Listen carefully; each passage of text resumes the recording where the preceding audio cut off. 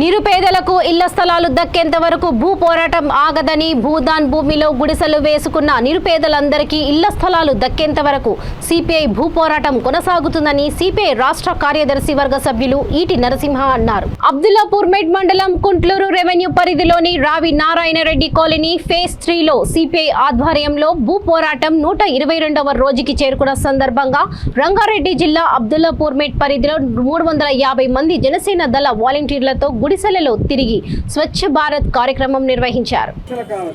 ఈ విధంగా ఒక్కొక్కరు ఉంటారు. అది ఖచ్చితంగా కరెంట్ ఏ పద్ధతిలో తెచ్చుకున్నాం, నీళ్లు ఏ పద్ధతిలో తెచ్చుకున్నాం, పోరాటం చేసి అన్ని సాధించుకున్నాం.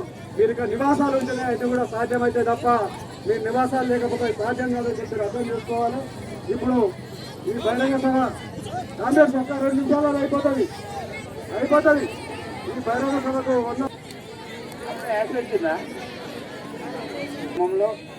ఈరోజు ఈ యొక్క మీటింగ్ పెట్టుకున్న సందర్భంగా ఈ యొక్క కార్యక్రమానికి ముఖ్య అతిథిగా ఇచ్చేసిన పిటి నరసింహ గారికి, అలాగే భారత కమ్యూనిస్ట్ పార్టీ మన ఈ భూ పోరాటానికి నాంది పలికినటువంటి కామ్రేడ్ ఎర్ర జెండరా సిపిఐ వెలుగుండరా,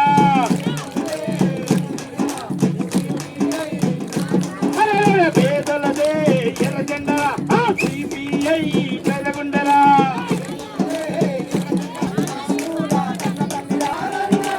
ఎవ్వడు ఏమనుకున్నా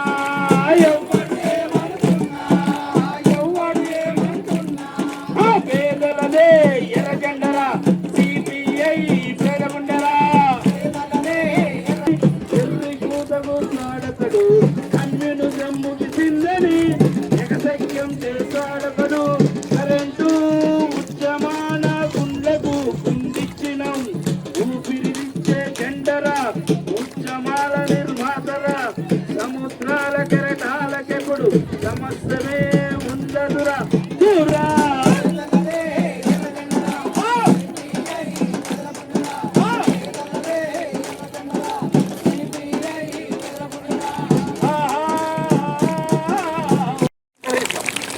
ఇది ప్రభుత్వ భూమి కూడా కాదు, కొంతమంది తెలియకంటారు ఇది ప్రభుత్వ భూమి అని. ప్రభుత్వానికి భూమికి ఎలాంటి సంబంధం లేదు.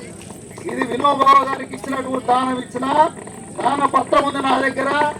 ఇలాంటి భూమిని మనం ఇవాళ గుడిసెలు వేసుకున్నాం. ఇవాళ ఎంఆర్ఓ గారు అంటారు, కలెక్టర్ గారు అంటారు ఇది ప్రైవేట్ భూమి అని కొన్ని రోజులు. వాళ్ళు మళ్ళీ అదే అధికారులు అదే ఎంఆర్ఓ అంటది ఇది భూదాన భూమి అని. అంటే మీరు 2 నాలుకలతోటి మనల్ని తప్పుతో పట్టిస్తా ఉన్నారు. ఇది మీది కరెక్ట్ కాదు. కేసు మన మీద కాదు పెట్టేది, భూము లేపించినటువంటి